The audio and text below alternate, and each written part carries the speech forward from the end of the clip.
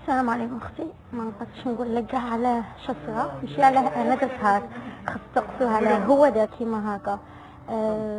بون اختي، ما عنديش كيف نحكي لك ليشوار، باسكو ليشوار تاعي فيها ساعتين، ماشي كيما هو حكاها 2 مينوت وبينها لكم بلي هو فيكتيم وراح فضح كاع. نقولوا انا بصح درتها سطر واحد مسلم سطر. انا بغيت نفضح اللي دار فيا، انا اللي مبغيتش نهضر صح. الحمد لله. ربي سلفني منه، ربي جابني هنا باش يخدم بيا، يخدم اونوا، وربي سلفني منه الحمد لله يا ربي. دوك نطلع لا فيديو تاعي وهدرت مع لاشين بلاد وغادي يهضروا ان شاء الله، وغادي تعرفوا لي صح ان شاء الله. ميرسي اختي صحيح. السلام عليكم.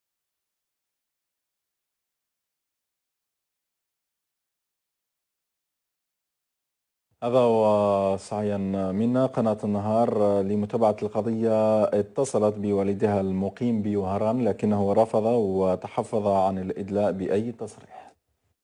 الو سامعك. الو.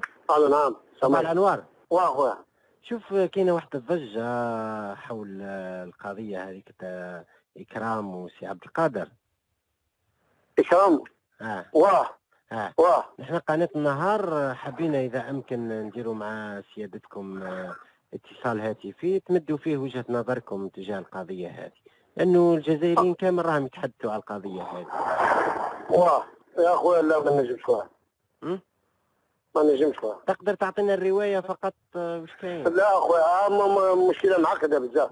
والله تعطينا تفاصيل، نحن ماذا بينا يكون الرأي والرأي الآخر به ما نظلموا حتى طرف يعني. وعلى بالي بارك الله فيك. هذه عفر فاميليا، فاميليا عائلية، هذه مشكلة عائلية. بارك الله فيك. راهي دايرة ضجة على بالك على مواقع التواصل الاجتماعي.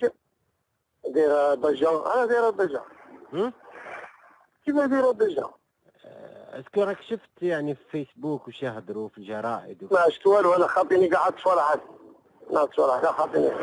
ماذا بينا والله تعطينا وجهة نظر تاع العائلة. لا اسمعني. على الأقل يعني ما نظلموش حتى طرف. لا احنا مظلومين، احنا في البلاد مظلومين من اللي حلينا عينينا اخويا، احنا مظلومين في البلاد هذه.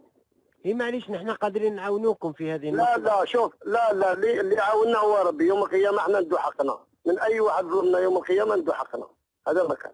أنت تنفي وجع على لسان هذاك الطفل. لا ربي هو اللي يعاونني سبحانه. ربي يعاونني سبحانه. معليش ربي يعاونك، بس الرأي العام لازم يعرف الحقيقة هذه. هذه وراء الرأي العام، هذه الحقيقة. حقيقة مليون ألف حقيقة راهي هنا في البلاد هنا ما كاش اللي يعرفها، وحقيقتي اللي ولات تضر العالم هذه.